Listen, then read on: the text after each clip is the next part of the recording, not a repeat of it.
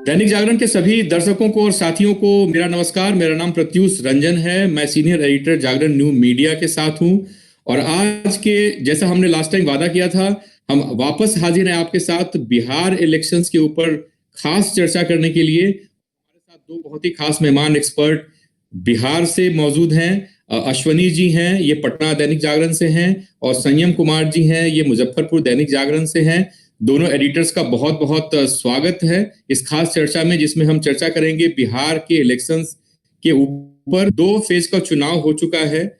एक बड़ा जो सीटों का जो समूह है उसके ऊपर वोटिंग हो चुकी है। थर्ड फेज की वोटिंग बाकी है। सो उसके ऊपर हम बात करेंगे कि हवा कैसी चल रही है, क्या माहौल है, राजनीतिक समीकरण क्या रहे, किसके कैंपेनिंग का कितना फायदा होता दिख रहा है, ये सब अनुमान हम लगाएंगे, हम बात करेंगे, डिस्कशन करेंगे और जानने की कोशिश करेंगे कि हम राजनीतिक तरीके से किस दिशा में जा रहे हैं। तो मैं स्टार्ट करूंगा, इस परिचर्चा को स्टार्ट करेंगे। शुरुआत करते हैं अश्वनी जी से। अश्वनी जी, आपसे मैं पूछना चाहूंगा कि सेकेंड फेज की वोटिंग हो गई है, क्या वोटिंग परसेंटेज रहा और क्या आंकड़े हैं आपके पास, आपके इलाके के आसपास के और पूरे बिहार के? जी अश्वनी जी। हुआ और वोटिंग परसेंटेज कमोवेश ठीक ही रहा, प्रथम चरण से कम रहा। हालांकि अभी अपडेट आया नहीं है, और भी अपडेट होने के बाद एक शाम तक हो सकता है कि कुछ और बढ़े, लेकिन अभी 54.5% के आसपास वोटिंग कल का जो मतदान है उसमें ये आया है।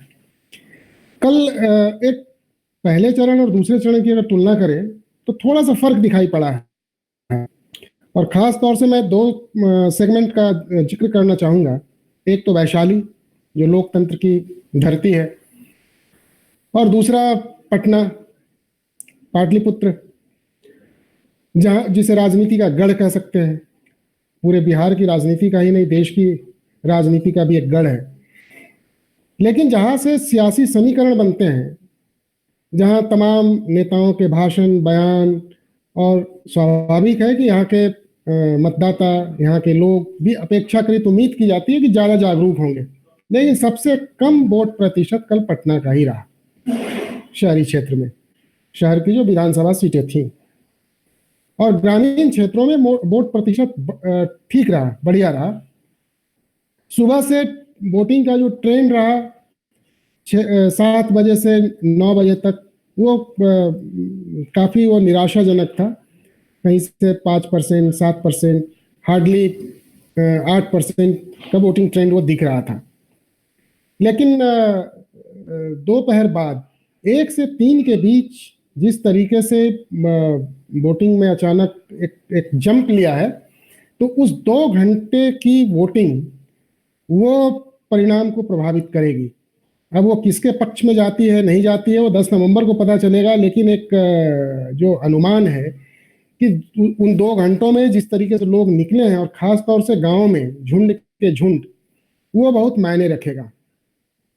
और अगर आप समीकरण के लिहाज से बात करें, अगर हम पॉलिटिकल पार्टी के सियासी समीकरण उस लिहाज से अगर बात करें, अगर हम भाजपा की बात करें, तो देखिए शहरी क्षेत्र में उसका प्रभाव माना जाता है। इसमें सारे लोग इससे वाकिफ हैं, पार्टी मानती है, विपक्ष भी मानता है। लेकिन फिर जब आप ग्रामीण क्षेत्र में जाते हैं तो ग्रामीण क्षेत्रों में थोड़ा समीकरण बदलता है। वहाँ तमाम विचारधाराएं हैं, ऐसा नहीं है, भाजपा भी है, समाजवादी विचारधारा भी वहाँ चल रही है, जिसमें तमाम जातियां हैं, उपजातियां हैं, तमाम दल हैं जो विभिन्न विचारधाराओं के साथ हैं, सबके समर्थक हैं। तो निश्चित रूप से वो भी मैदान में थे।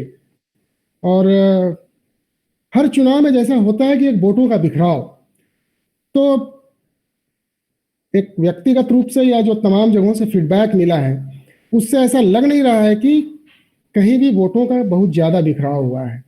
जो भी टक्कर है वो आमने सामने की टक्कर है, सीधी टक्कर है, वोटों का बिखराव नहीं हुआ है। और मुद्दे भी प्रभावित दिखे हैं। जो मुद्दे, चुनावी मुद्दे गढ़े गए हैं, जो चुनावी मुद्दे बने हैं, उन मुद्दों का भी प्रभाव रहा है। रोजगार का सवाल उठा, रोजगार के सवाल पर भी वोटिंग हुई है, और ठीक ठाक वोटिंग हुई है। और दूसरी ओर सवाल था, बिहार के विकास का सवाल था, 15 साल बनाम 15 साल के कार्यकाल का सवाल था। तो उस पर भी वोटिंग हुई है। उनके जो मतदाता थे वो भी कहीं ना कहीं अपनी जगह स्थिर रहे हैं। अब ये सबसे ज़्यादा जो फ्लक्चुएशन कह सकते हैं परिणाम में जो उम्मीद की जाती है या ट्रेंड क्या बनता है, उसमें ये बहुत ही ये इम्पैक्ट डाल सकता है कि अब किसके समर्थक वो अपने अपने वोटरों को बूथ तक पहुंचा सका। इसीलिए मैंने कहा कि गांव और शहर की अगर तुलना करेंगे तो चुनाव का परिणाम वो गांव तय करेगा। इस बार शहर चुनाव का परिणाम तय करने नहीं जा रहा है, वो चुनाव का परिणाम गांव तय करेगा, क्योंकि वोटर वहां पहुंचे हैं। तो वोटर अगर पहुंचे हैं तो निश्चित रूप से तमाम पार्टियां जो भी प्रत्याशी हैं उन्होंने अपने अपने वोटर्स को, अपने समर्थकों को बूथ तक पहुंचाने में सफलता पाई है। लेकिन वो काम शहर में नहीं हो पाया है। लेकिन शहर में जो एक ट्रेडिशनल वोटिंग ट्रेंड रहा है, भले वो 30% या 35%, 25% पर ही क्यों ना अटक जाए, तो कमोवेश एक ट्रेडिशनल वोटिंग जो ट्रेंड रहा है वो शहर में वोटिंग उसी तरीके हुई है। ये जो दूसरे चरण की बात अब तक छन कर सामने आई है। और जब पिछले सेशन में भी हम लोगों ने चर्चा की थी मुद्दों पर, तो वो उन मुद्दों ने प्रभाव छोड़ा है। कई जगह से ऐसी भी चीजें देखने को मिली कि जहां एक ही घर में वोटों का बंटवारा हुआ, कि माता पिता कहीं और वोट डाल रहा है, बेटा कहीं और वोट डाल रहा है। ये भी फर्क देखने को मिला है कि माँ बाप समझा रहा है तो बेटा उससे लड़ाई कर रहा है कि नहीं नहीं नहीं वो हम अपने हिसाब से देखेंगे। तो जो मुद्दे अभी तक हवा में तैर रहे थे, जिन मुद्दों को लोगों तक पहुंचाने की कोशिश की जा रही थी, उसमें निश्चित रूप से दोनों ही पक्ष सफल रहे हैं। यूथ पर ज्यादा फोकस किया जा रहा था। तो अगर आप तेजस्वी की भी बात करेंगे तो यूथ को साधने में हम कह सकते हैं कि कामयाबी निश्चित रूप से मिली है। और ये टक्कर कड़ी टक्कर है एक एक सीट पर। जी जी जी। मैं अब संजय जी के पास आता हूँ। संजय जी, जो वोट परसेंट की बात सुनी जी कर रहे थे, क्या वो उदासीनता दिख रही है मध्यम वर्ग की या शहरी मतदाताओं की, या फिर कोरोना का इफेक्ट है? और क्या ये फ्लैट वोटिंग परसेंटेज जो पिछले बार की तरह ही ऑलमोस्ट दिख रहा है, इसका असर कैसे देखते हैं आप? किस तरफ जाने की संभावना इसकी बन रही है? जी संयम जी। जी, वोटिंग परसेंटेज देखें तो अगर पिछले चुनाव का हम लोग उससे तुलना करेंगे तो जैसे 2015 में 56.17% हुआ था दूसरे चरण में, और इस बार करीब वही 55 के लगभग पहुंचा है। तो फीसद जो है मतदान का वो बहुत ज्यादा उसमें परिवर्तन नहीं आया है। पिछली बार जो चुनाव हुआ तो समान परिस्थितियों में हुआ, इस बार कोरोना भी है। हालांकि इस बार बिहार के साथ एक प्लस पॉइंट भी जुड़ा हुआ है कि बहुत सारे प्रवासी जो हैं आए हैं और अब छठ के बाद ही जाएंगे, तो वो लोग भी वोटर हैं इस बार, तो संख्या बढ़ी है। और तो मैं इसको इस रूप में नहीं ले रहा हूं कि उदासीनता है, क्योंकि जिस परंपरागत वोटों की बात कर रहे थे अश्विनी जी, और जो शहरी और ग्रामीण मतदाताओं के बीच का जो अंतर बता रहे थे, तो ये शुरू से ही ट्रेंड रहा है। क्योंकि शहरी मतदाता बड़ा आराम तलब तरीके से इस अभियान को अंजाम देते हैं। तो जब दिन चढ़ता है तो धीरे धीरे वो निकलते हैं। और जैसा कि उन्होंने बताया कि ग्रामीण क्षेत्रों में भी मतदान का जो समय था उसके आखिरी 2 घंटे में बहुत ज्यादा मतदान हुआ है और फीसद ज्यादा रहा उस दौरान। तो ये ट्रेंड शुरू से ही रहा है। और जहां तक युवाओं की बात है कि युवा तेजस्वी से ज्यादा जुड़े हैं, तो हम लोग भी क्षेत्र में गए हैं, संवाददाता लोग जाते हैं, देखते हैं, फीडबैक लेते हैं। अब यह है कि कितना टर्नअप होते हैं वोटर के रूप में, ये ज्यादा मायने रखता है। क्योंकि हर सभाओं में दूसरे गठबंधन के समर्थक जुड़ते हैं और भीड़ होती है, तो कोई जरूरी नहीं है कि उसमें वो वोट के रूप में ही परिणत हो। तो इसको इस रूप में भी लिया जा सकता है। हालांकि ये जरूर देखा गया है कि युवाओं का आकर्षण तेजस्वी बने हुए हैं। जो शुरुआती दौर था चुनाव का, तो उसमें ये तेजस्वी रोजगार को लेकर के शुरू से मुखर रहे। लेकिन जो राजग गठबंधन है उसको ये देखा गया कि ये विशेष करके जो इनके माताजी पिताजी का जो 15 साल का कार्यकाल था, इसको बताते हुए लोगों को सचेत कर रहे थे कि दोबारा ऐसी नौबत ना आए कि इस तरह की सरकार बने प्रदेश में। तो बाद में फिर लगता है लोगों को ध्यान आया कि ये जो मुद्दा बना हुआ है रोजगार का, उस रोजगार को भी हम लोग मुद्दा बनाएं। तो भाजपा ने अपना घोषणा पत्र लाया और इन लोगों ने भी 19 लाख लोगों को रोजगार देने की बात की, नौकरी देने की नहीं, रोजगार देने की बात की। तो आकर्षण है इसका, लेकिन जब जमीन पे उतरते हैं कि वोट आखिर किधर जा रहा है, वोट कैसे पड़ रहा है और उसके पीछे जो फैक्टर है वो क्या है, तो आप देखेंगे कि जिस तरह से यहाँ पहले भी जातीय गोलबंदी रही है, जात पात का असर रहा है वोट पर, तो वो असर यहाँ पर भी देखने को मिलता है जब हम जमीन पे इसको परखते हैं। हालांकि विकास का मुद्दा भी है, बिहार के विकास को लेकर के मतदाता भी बहुत ज्यादा जागरूक हुए हैं। आगे और भी कई तरह के मुद्दे बन रहे हैं। अभी मैं एक देख रहा था, एक पार्टी है उसने पर्यावरण को बनाया है मुद्दा। हालांकि उनके प्रत्याशी वगैरह अभी कोई ऐसी मजबूत स्थिति में नहीं है, लेकिन ऐसा मुद्दा है। तो ये मुद्दे भी हैं और इन पे वोटिंग हो रही है। तो मुझे लगता है कि ये उदासीनता नहीं है और आगे का जो तीसरे चरण का मतदान होगा बहुत बेहतर होगा। जी बिल्कुल। एक दो सवाल हैं जो सोशल मीडिया पे और बाकी जो डिस्कशंस होते हैं कॉमन फैमिलीज में भी या घर परिवार में बिहार के इलेक्शंस को लेकर जो चर्चाएं होती हैं लगातार हो रही हैं, माहौल पूरा ऐसा बना हुआ है। सो एक दो सवाल आते हैं जो हर तरफ से आ रहे हैं। मैं आप दोनों से चाहूंगा कि वो सवाल आप अपने अपने हिसाब से देखें कि वो मतलब यूनिवर्सिटी जो उसको कैसे खत्म की जाए। पहला सवाल ये है कि तेजस्वी के जो रैलीज हो रही हैं उसमें भीड़ बहुत है, भीड़ दिख रही है। भीड़ सोशल मीडिया पे जितने भी फ्लोट हो रहे हैं या न्यूज चैनल्स में या वेबसाइट्स पे जितनी आ रही हैं खबरें, जो इमेज आ रहे हैं, जो वीडियोज आ रहे हैं, तो भीड़ दिख रही है। हालांकि एक एंगल ये है कि उस भीड़ में कुछ लोगों की ऐसी इंटरव्यूज दिखाए जाते हैं या बातचीत दिखाई जाती है जिसमें होता है कि वो हेलीकॉप्टर देखने आए हैं या फिर बस आ गए हैं, इस तरह की चीजें आ रही हैं। तो ये युवाओं से कनेक्ट करने का जो आरजेडी का ये स्ट्रेटेजी रहा है कि हम तेजस्वी को उन्होंने आगे किया बैकग्राउंड से, जैसा बता रहे थे पिछली बार सुनील जी ने भी बताया था कि वो पीछे से जो है लालू यादव की अभी की तस्वीर हट गई है, वो बैठते हैं तो लालू की पुरानी तस्वीर जो उनके यंग समय की तस्वीर है वो बैकग्राउंड में आती है। तो ये जो कनेक्ट करने का जो तरीका है और लालू के सेकेंड जो लालू के ऊपर बहुत सारे केसेस हैं, सो उसको थोड़ा सा एलिनेट करने की, अलग करने की कोशिश है, ये अगर साबित होता दिख रहा है या फिर ये अभी धरातल पे है और एक्चुअली में ये चीजों का कोई इम्पैक्ट होता नहीं दिख रहा है? क्या आप अश्विनी जी, आपका क्या कहना है इसके ऊपर? देखिए, तेजस्वी की रैलियों में जो भीड़ आ रही है इससे कतई इनकार नहीं किया जा सकता है, जो भीड़ है और उनके समर्थक भी हैं।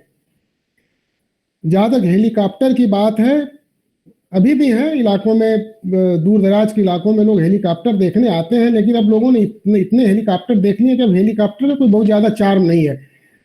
हो सकता है कि दिल्ली मुंबई में बैठे लोगों को ऐसा लगता होगा या दूर से देखते होंगे कि काफी क्यूरियोसिटी है हेलीकॉप्टर्स के लिए, वो एक रश होता है। ऐसा अब नहीं है। ये दौर हुआ करता था 1980 की बात नहीं करें, 1990 की बात करें तो उस समय एक जरूर था कि हेलीकॉप्टर देखने के लिए तो सभा होती थी, तो जितनी भीड़ सभा में होती थी उससे आधी भीड़ या कहिए उससे कहीं ज्यादा वो हेलीकॉप्टर के इर्द गिर्द हेलीकॉप्टर देख रही होती थी। इस बार अब ऐसा नहीं है कि चूंकि अब इंटरनेट मीडिया का जमाना है, तमाम चीजें आ रही हैं, तमाम वेबसाइट्स पे, मोबाइल्स पे लोग देख रहे हैं, तो इनके लिए अब हेलीकॉप्टर वगैरह कोई मायने नहीं रखता है।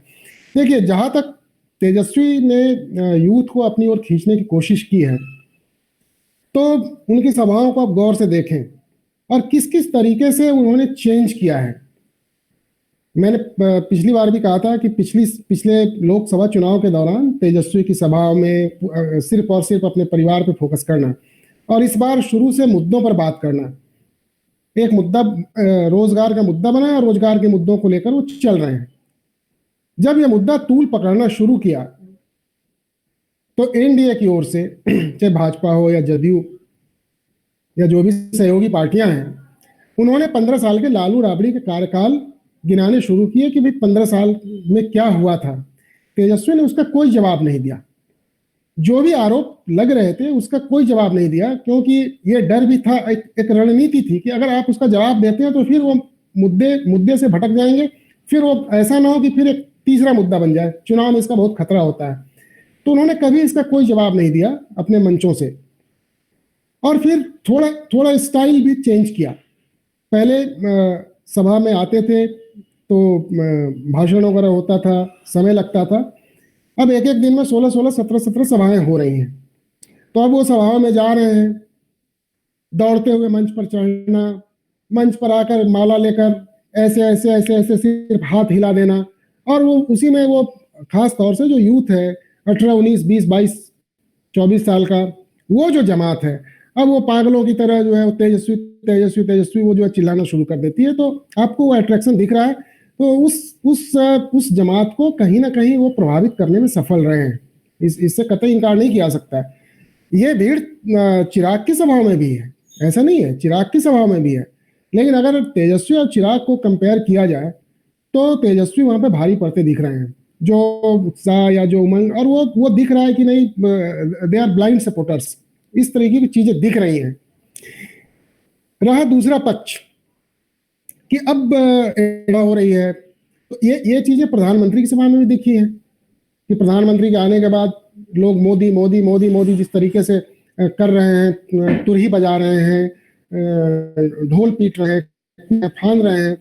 तो ये जिस तरीके से उन्होंने पूरी, अब उनसे तो तुलना नहीं की जा सकती, लेकिन बिहार की राजनीति में अगर हम बात करें तो कहीं ना कहीं सबसे इन्होंने कुछ ना कुछ सीखा है, और उसका ये प्रयोग कर रहे हैं, और बहुत अच्छे तरीके से प्रयोग कर रहे हैं।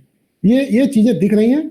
और उस भीड़ को आप ये भी नहीं कह सकते हैं कि वो भीड़ जो है बुलाई जा रही है, कहीं से लाद कर लाई जा रही है। सभाओं में, किसी की भी सभा में वो स्वस्फूर्त भीड़ है, ऐसा नहीं है कि उस भीड़ को कहीं से जी जी बिल्कुल बिल्कुल। राजनीति सीखने का नाम है, और तेजस्वी बहुत तेजी से सीखते जा रहे हैं, ये दिख रही है चीजें। संजय जी, आपका क्या इस पे कहना है? हाँ, मैंने भी इस पे गौर किया कि क्या तेजस्वी की सभाओं से लालू जी की तस्वीर गायब हो गई है, लेकिन ऐसा नहीं है।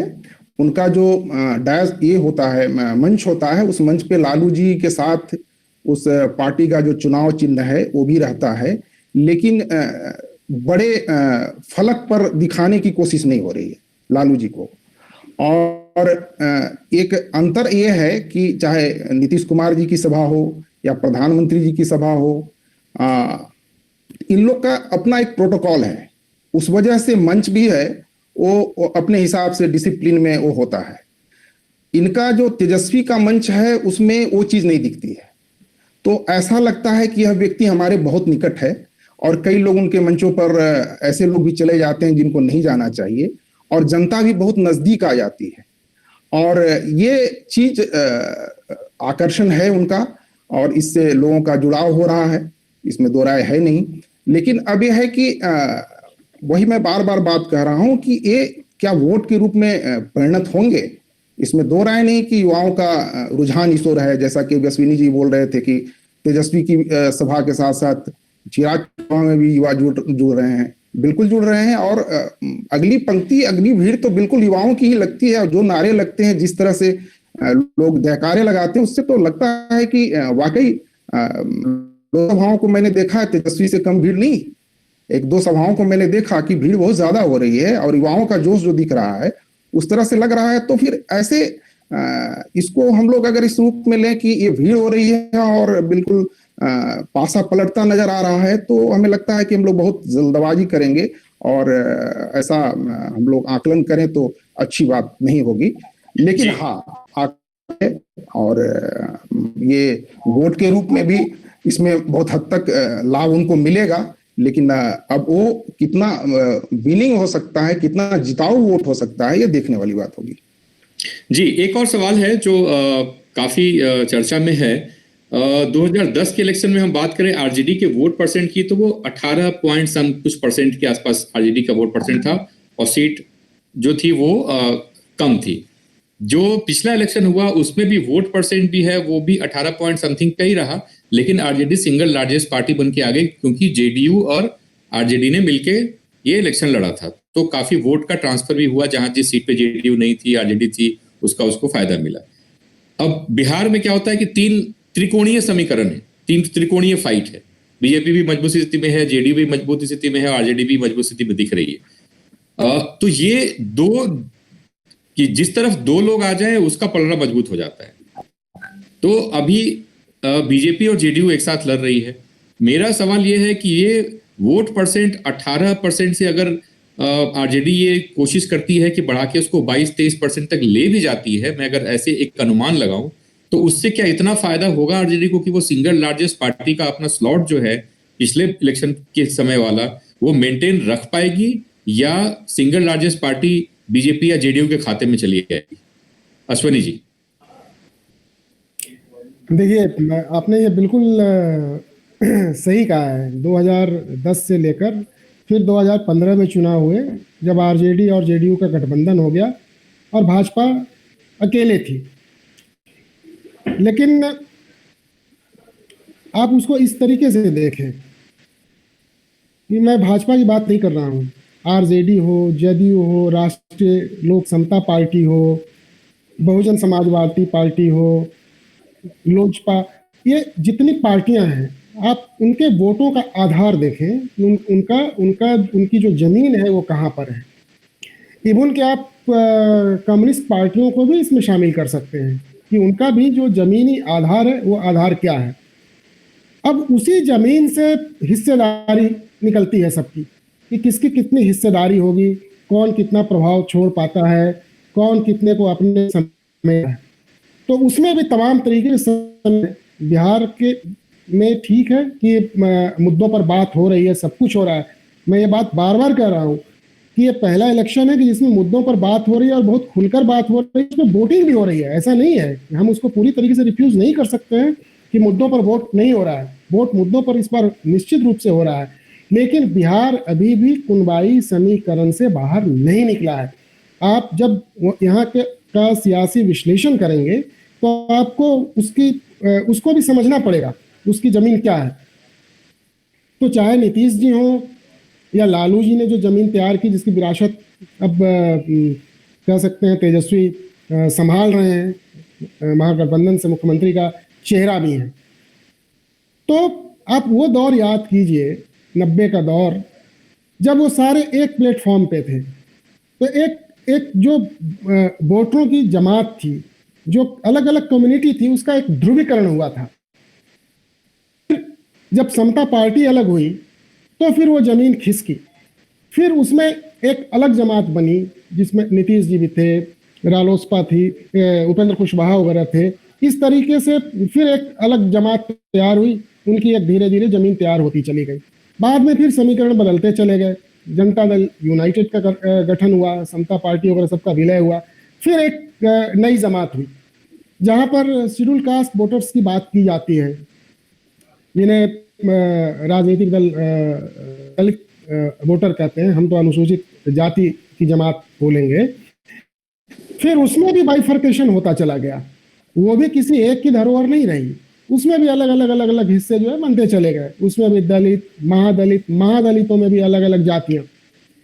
इस बार के चुनाव की मैं बात बता रहा हूं कि उसमें भी आप अलग कॉन्स्टिट्यूएंसी में जाकर देखें तो वो बंटता हुआ नजर आया है कि जहां पर उसने अपनी खास कॉन्स्टिट्यूएंसी में अपनी जमात के नेता को स्वीकार किया, भले ही वहाँ कैंडिडेट किसी दूसरी पार्टी का था, लेकिन उसने अपने नेता के नाम पे वोट ट्रांसफर किया उधर।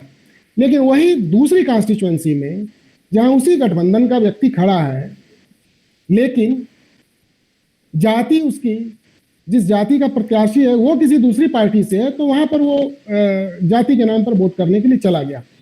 तो इस तरीके से वो कहीं कहीं आपको गठबंधन के नाम पर वो वोट ट्रांसफर होता दिख रहा है, कहीं जाति के नाम पे वो उस जाति का जो प्रत्याशी है उसमें ट्रांसफर होता हुआ दिख रहा है। आरजेडी का जहां तक सवाल है, ये सर्वविदित है कि उसका एक माई समीकरण है।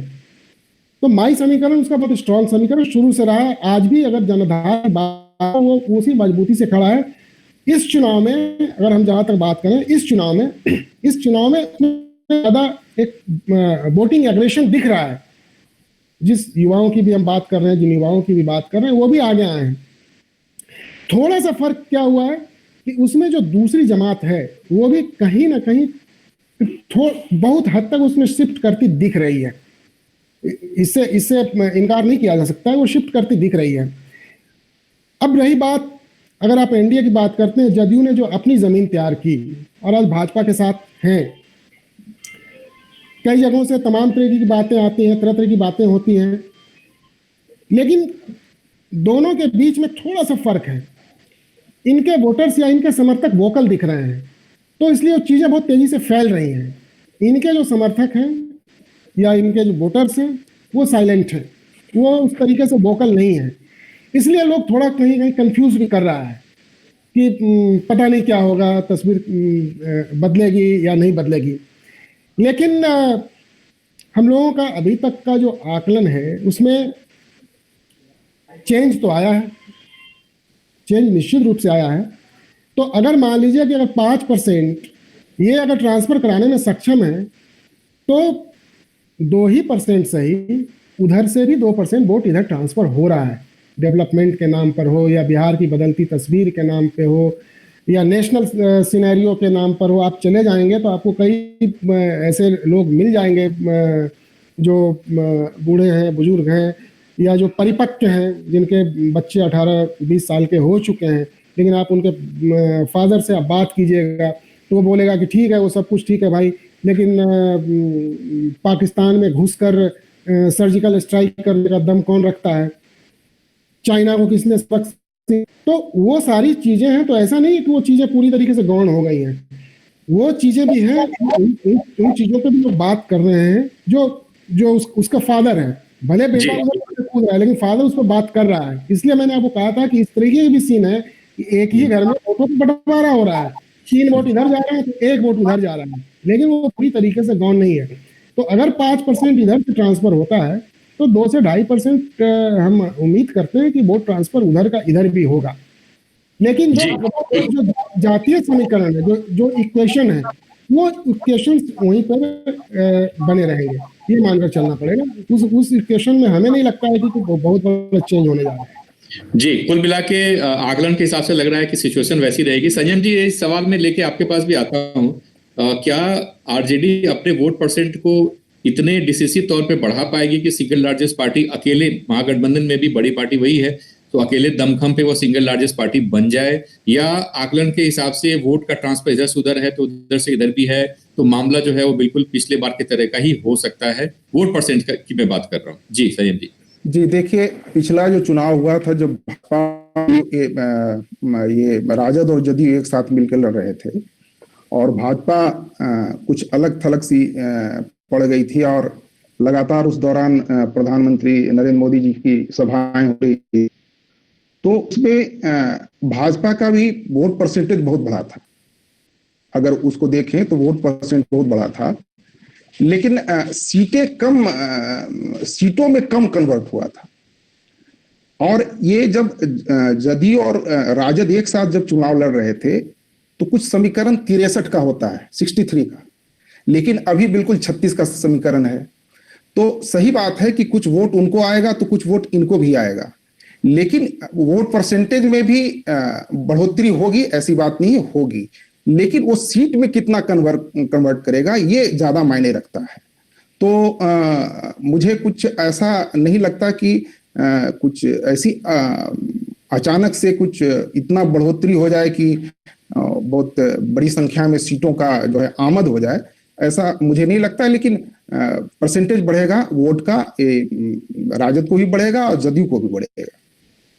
जी जी, एक सवाल ये है कि जो नीतीश कुमार की सरकार रही पिछले 15 सालों में, बीजेपी के साथ रही, फिर अलग रही, फिर साथ रही, वो कौन से 2-3 ऐसे बड़े मुद्दे हैं जिसको नीतीश कुमार ने बहुत ही अच्छे से इनकैश किया है इस इलेक्शन में अपने फेवर में? वो कौन से ऐसे चीजें रही जो इनको, बीजेपी और जेडीयू सरकार को, या नीतीश कुमार की मैं बात करूं तो नीतीश कुमार को एक्चुअली हेल्प करता हुआ दिखा है, जिस पर उन्होंने काम किया है और उसको फिर दिखाया भी कि हमने काम किया है? जी देखिए, 2-3 मुद्दे हैं और उसको समझने के लिए बिहार की ज़मीन को समझना पड़ेगा। बहुत लोगों से बात होती है, तरह तरह की बातें होती हैं। जैसे आप शराबबंदी की बात कर लें, आप शराबबंदी पर आप शहर में आकर बात करें, कुछ क्लास के लोगों के बीच बात करें, इवन कि आप IAS IPS ऑफिसर्स के साथ बैठ जाएं, आपको एक अलग प्रतिध्वनि सुनाई पड़ेगी वहाँ पर कि भाई दुनिया कहाँ से कहाँ जा रही है, और ये जो है भाई अधिकारी है, बोल तो सकते नहीं है। तो अब जिनको थोड़ा सा उससे कष्ट है तो वो तमाम रेवेन्यूज और ये वो सारी बातें होती हैं। अब गांव में भी जाएंगे, वहाँ भी एक तबका मिलेगा जो शराब से कमाई कर रहा था, उसी उसी जीविका चल रही थी, तमाम चीज़ें चल रही थी। अब बगल के झारखंड का उदाहरण ले लीजिए, सारे लोग हड़िया बेचते हैं वहाँ पर और उसी से कमाई होती है। और शिबू सोरेन, उन्होंने शराब का विरोध किया था, उन्होंने हड़िया भी कहा था कि भाई हड़िया बेचना बंद करो, बार बार अपील की थी कि आपको आओ, हम रोजगार देते हैं, बकरी गाय पाल लो, मुर्गा मुर्गी पाल लो, ये हड़िया मत बेचो। आप वहाँ भी लोगों से बात करेंगे जाके तो उनको भी अच्छा नहीं लगता है कि जाके हम हड़िया बेचें, लेकिन आजीविका कोई दूसरा साधन है नहीं, इसलिए कर रहे हैं। तो बिहार में भी आप जाके जब ग्रास रूट लेवल पर जाके देखेंगे तो एक बड़ी आबादी है जो दारू ताड़ी देसी ठर्रा बर्रा बना के उसी पे उसकी आजीविका चलती थी। उससे एक बहुत बड़ा तंत्र जुड़ा हुआ है, एक बहुत बड़ा नेक्सस है, उसके माफियाज ये वो बहुत बड़ा नेक्सस है। शराब की स्मगलिंग और ये वो सारी चीजें होती हैं, करोड़ों का है वो कारोबार। लेकिन उसका कहीं ना कहीं खास तौर से महिलाएं, उसको उसकी बड़ी कीमत चुकानी पड़ी है। अब आया पकड़ घरेलू हिंसा, डोमेस्टिक वायलेंसेस के जितने केसेस, अब वो जाके किसी महिला हेल्पलाइन में या महिला आयोग में वो केस दर्ज नहीं कराएंगी। वो बेचारी अपना सुबह शाम पति आता है, पी के 4 थप्पड़ मारता है, 4 डंडा मारता है, फिर वो अपना बर्दाश्त कर लेती है, उसकी आदत में शुमार हो गया है। लेकिन कहीं ना कहीं शराबबंदी के बाद हम लोगों ने देखा है गाँव में कि एक उसके अंदर एक डिग्निटी जरूर डेवलप हुई कि भाई हमारी भी कोई आइडेंटिटी है, हमको जानवर नहीं है कि आए 4 थप्पड़ लगा दिए। तो आप जाके जब वहां देखेंगे तो आपको उसका एक दूसरा रूप देखने को मिलेगा। तो उसके नाम पर नीतीश कुमार के भी बड़े समर्थक हैं। इस मुद्दे को चाहे लोग उसको जिस रूप में परिभाषित करें कि इसकी ऐसे समीक्षा की जाएगी, वो की जाएगी, लेकिन वो एक फैक्टर है। दूसरा, बिहार में बिजली, ये उनके फेवर में जाता है। ये काम बिहार में हुआ है कि आपको गांव में भी 20-20, 22-22 घंटे बिजली मिल रही है, लोग खेत पटा रहे हैं, डीजल में पैसा खर्च नहीं करना पड़ रहा है, ये उनके फेवर में जाता है। जो तीसरा, वुमेन एम्पावरमेंट की अगर हम बात करते हैं तो उन्होंने जो जीविका दीदी या आशा कार्यकर्ता, इन सब का जो समूह बनाया, उसको अपलिफ्ट करने में जो सरकारी मशीनरी रही है उसकी भूमिका रही। तमाम जगहों पर सेल्फ हेल्प ग्रुप्स बने, महिलाएं। अभी देखिए कोरोना पीरियड में भी प्रवासी श्रमिक जब लौट कर यहाँ पे आए, उनका कोई काम नहीं था। मैं एक सुदूर गांव में गया हुआ था तो एक महिला से मुलाकात हुई, हाल ही में उसकी शादी हुई थी, तो दोनों पति पत्नी लौटकर चले आए थे। तो उसने 5,000 रुपये कर्ज लिए, वहाँ सेल्फ हेल्प ग्रुप ने उसको दिया और उसने जाके 24 घंटे के अंदर एक छोटी सी परचून की दुकान खोल ली और वो महिला जो है बैठ गई दुकान पर।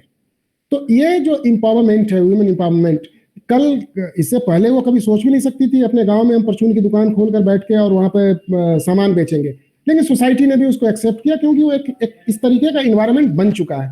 ये नीतीश कुमार के फेवर में ये जो 2-3-4 जो चीजें हैं वो कहीं ना कहीं उनको सपोर्ट कर रही है और उसको इनकैश करने की कोशिश भी कर रहे हैं। बार बार सभाओं में ये बात बता भी रहे हैं कि भाई हमने बिहार के लिए ये किया, बिहार के लिए वो किया। अब इन्वायरमेंट वगैरह पे भी ठीक है, जल जीवन हरियाली ये सारी चीजें हैं, उस पर भी काम हुआ है, लेकिन वो चीजें अभी बहुत बड़ा इशू बनती नहीं दिख रही है कि उसके नाम पे कोई वोट दे देगा या ये कर देगा। लेकिन ये जो जिससे कि तात्कालिक लाभ हुए हैं लोगों को, जो 2-3 चीजें मैंने बताई, जो चीजें दिख रही हैं, तो उसका लाभ वो लेने की कोशिश कर रहे हैं और वो कहीं ना कहीं थोड़ा उसका मिलेगा लाभ। जी जी जी बिल्कुल।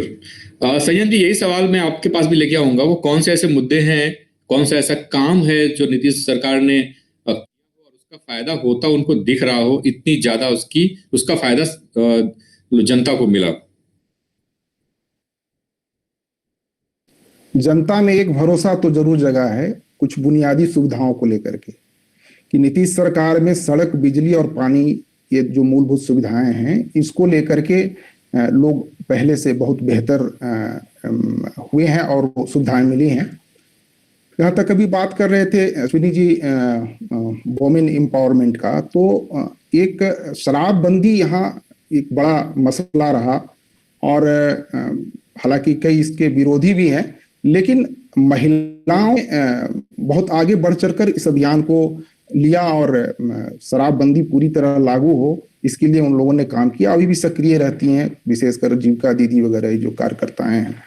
तो ये एक बड़ा अहम फैक्टर है नीतीश जी को खासकर महिलाओं से जोड़ने का, और बार बार वो याद भी दिलाते हैं कि महिलाओं ने मांगा, शराबबंदी की मांग की, तो हमने इसको लागू कर दिया। तो एक जुड़ाव जो है वो वोट परसेंटेज भी महिलाओं का बढ़ाता है इनके प्रति, एक बहुत बड़ा फैक्टर ये है। और जैसे कह रहे हैं स्वीटी जी की एक घर में वोटों का बिखराव है, तो कई बार ऐसा देखा गया, मैंने इधर 2-3 चुनावों में देखा गया कि पति अगर नीतीश जी के तरफ का विरोध कर रहा है तो पत्नी उनके पक्ष में जा रही है। तो ऐसी चीजें भी हैं। तो महिला सशक्तिकरण में ये बड़ा अहम, खासकर शराबबंदी का जो निर्णय था उसमें बहुत अहम भूमिका रही। फिर इन्होंने आरक्षण वगैरह भी दिया, जिस तरह से पंचायत चुनावों में आरक्षण दिया, सरकारी नौकरियों में आरक्षण दिया। तो महिलाओं को एम्पावर करने के लिए इन्होंने बहुत सारी कोशिश की। तो मैं देखता हूं कि अब घर में जैसे पहले ग्रामीण क्षेत्रों में जैसे होता था कि अगर बच्चे हैं, अगर कोई लड़की है कोई लड़का है, तो लड़की अगर मान लिए 5वीं 6वीं पढ़ ली तो मान लिया जाता था बहुत पढ़ ली। हालांकि अब तो बहुत माहौल बदल गया है, लेकिन लड़का है तो कम से कम ग्रेजुएशन तो कर ले, ये कोशिश होती थी। लेकिन अब है कि नहीं, लड़कियों को भी पढ़ाना है, क्योंकि उनको नौकरी मिल रही है और उनको उस तरह की व्यवस्था दी जा रही है और वो समाज में उनको प्रतिष्ठा मिल रही है। ये नीतीश जी के कार्यकाल में ही ये दिखा, जिसका फायदा उनको अब भी मिल रहा है। जी, उसका फायदा मिलता दिख रहा है। जी, बहुत बड़ा बदलाव है। और इसके साथ साथ तो और भी कई मुद्दे हैं जो उनको लाभ दे रहे हैं। अब इन्होंने शुरुआत करी थी हर घर नल से जल, 7 निश्चय में कई योजनाएं इनकी थी। फिर छात्रों का जो ये स्टूडेंट कार्ड्स बनवा रहे थे, उसका भी लाभ, हालांकि सभाओं में तो भी कह रहे हैं कि जो परिजन या छात्र जो इसके तहत लोन लिए हैं स्टूडेंट कार्ड के तहत, अगर वो नहीं वापस करते हैं तो सरकार उसका पैसा चुका देगी। तो एक बहुत बड़ी राहत के रूप में है। तो युवाओं को भी आकर्षण बना हुआ है। जी, बिहार में देखिए सबसे बड़ी जो चुनौती है, खासकर जो अभी जो लड़ाई चल रही है कि हम रोजगार देंगे, तो नौकरी समाधान नहीं है। और ये बार बार जताने की कोशिश हो रही है, चाहे वो प्रधानमंत्री जी का भाषण रहा हो, चाहे नीतीश कुमार जी का भाषण रहा हो, कि हम रोजगार बढ़ाएंगे। नौकरी की बात तो ज्यादा नहीं कर रहे, रोजगार बढ़ाने की बात कर रहे हैं। तो बिहार जैसे प्रदेश में स्टार्टअप बहुत बड़ी संख्या में होनी चाहिए। का जो सेटअप है, खासकर ग्रामीण क्षेत्रों का, ग्रामोद्योग का जो सेक्टर है, उसमें एक इनकी बुनियादी चीजें सब तैयार हैं। बीच के कार्यकाल में यहाँ काम होना बंद हो गया, लोगों का प्रशिक्षण मिलना बंद हो गया। अगर उसी को ये पुनः दोबारा शुरू कर दें तो बहुत बड़ी संख्या में लोगों को रोजगार यहाँ मिल सकता है। तो बहुत बड़ी संभावना है, इसकी बात चल रही है और ये चुनाव में कह रहे हैं, लेकिन बात लोगों को उतनी समझ में नहीं आती। सीधी बात समझ में आती है नौकरी वाली, नौकरी मिल जाएगी। तो भाई 12 करोड़ की जनसंख्या बिहार को, 12 करोड़ को तो नौकरी नहीं दी जा सकती। रोजगार में विशेष करके जो कारोबार है और उद्योग धंधे हैं, वो ला करके, स्टार्टअप को ला करके ही बड़ी संख्या में रोजगार पैदा किए जा सकते हैं। और इसकी बात कर रहे हैं नीतीश कुमार, जिसका फायदा उनको मिलता दिख रहा है। जी बिल्कुल, रोजगार की संभावना, रोजगार के नए नए अवसर क्षेत्र बनाना ही एक बड़े बदलाव की तरफ लेके जा सकता है। नहीं तो नौकरी पैदा कहाँ से होगी, नौकरी आएगी कहाँ से, ये एक बहुत बड़ी समस्या हर सेक्टर में है। सरकारी नौकरी की तो खैर बात ही अलग है, वो वैसे ही जो चीजें हैं वहाँ कंट्रोल पे हो रही हैं। सो एक लास्ट अंतिम सवाल से मैं परिचर्चा को दूंगा। उसमें लास्ट सवाल ये है कि मोदी फैक्टर, क्या सेकेंड फेज में भी Modi factor, back to back rallies हुई हैं प्रधानमंत्री मोदी की, सो उतना कारगर बीजेपी और जेडीयू के मतदाताओं के लिए या बिहार के मतदाताओं के लिए वो वैसे ही कारगर रहा है जैसा पिछले हमेशा हर बार रहा, और पिछले चुनाव में भी देखा था हमने, और पिछले चरण के चुनाव में भी हमने देखा। तो ये बीच में जो रैलीज हुई है, इसका फायदा होता दिख रहा है बीजेपी और जेडीयू के गठबंधन को। संयम जी, अच्छा। जी, माहौल माहौल में परिवर्तन आया जब जहां जहां रैली इनकी हुई, विशेष करके हमारे मुजफ्फरपुर प्रसार क्षेत्र में जो हमारा अखबार का है, तो उसमें दरभंगा में आना हुआ, समस्तीपुर में आना हुआ, बगहा में आए, तो मुजफ्फरपुर में भी आए। तो जहां जहां इनकी सभाएं हुई हैं, माहौल को बदला है। सभा ने माहौल को उसमें बदलाव लाया है, और मुझे लगता है कि इसका फायदा भी वोट के रूप में मिल रहा है, क्योंकि आलोचना होते होते चीजें सब जब सकारात्मक रूप में आने लगे, तो इसका मतलब इफेक्ट पड़ा, कहीं ना कहीं किसी बात का प्रभाव पड़ा, इस वजह से माहौल बदला। लेकिन अब यह है कि इसको किस रूप में भुना पाते हैं, किस रूप में इसका लाभ ले पाते हैं। सबसे बड़ी तो बात है कि अपने मतदाताओं को वोट बूथ तक पहुंचा दें, ये सबसे बड़ी कठिन चुनौती है आज के समय में। तो निश्चित रूप से जहां जहां प्रधानमंत्री जी गए हैं, उसका लाभ इनको मिलता हुआ हमको दिख रहा है। जी, अश्विनी जी, आपका क्या इस पे विचार है? बिल्कुल। दूसरे चरण में प्रधानमंत्री की सभा हुई है यहाँ पर, और उसका असर पड़ा है। जो फीडबैक आए हैं तमाम जगहों से, और जो दूसरे चरण में मतदान हुआ है, उसने उनकी रैली ने उसको प्रभावित किया है, और उसका असर खास तौर से उन इलाकों में जहां उनकी सभा हुई, जहां से उनका प्रसारण हो रहा था, जितने क्षेत्रों को उन्होंने विशेष तौर से उसमें जोड़ा था, उन क्षेत्रों का उल्लेख किया था, वहाँ पहले जो सीन था और रैली के बाद वो सीन थोड़ा बदलता दिखा है। अब अभी हम लोग इस पर चर्चा नहीं कर सकते हैं, वो तो 7 तारीख को कर सकते हैं 6 बजे के बाद, लेकिन वो चीज़ें बदलती दिखी। जी, बिल्कुल। हाँ, बिल्कुल, इस परिचर्चा को हम यहीं पे विराम देते हैं। बहुत बहुत धन्यवाद आपका अश्विनी जो संयम जी। दर्शकों से मेरी और साथियों से, दैनिक जागरण के साथियों और दर्शकों से मेरी गुजारिश है, आप बिहार चुनाव से जुड़ी हुई सारी खबरें, पल पल की खबरें बिल्कुल लाइव अपडेट्स में, और प्रथम चुनाव से लेकर अभी तक की सारी डिटेल्स, जानकारी जागरण.com पे आके आप देख सकते हैं। लगातार कवरेज हो रहा है हर जगह से, बिल्कुल ग्राउंड जीरो से, हर सेंटर से, बिहार के हर सेंटर से लगातार लोग हमारे जागरण के साथ ही लगे हुए हैं, एडिटर्स लगे हुए हैं।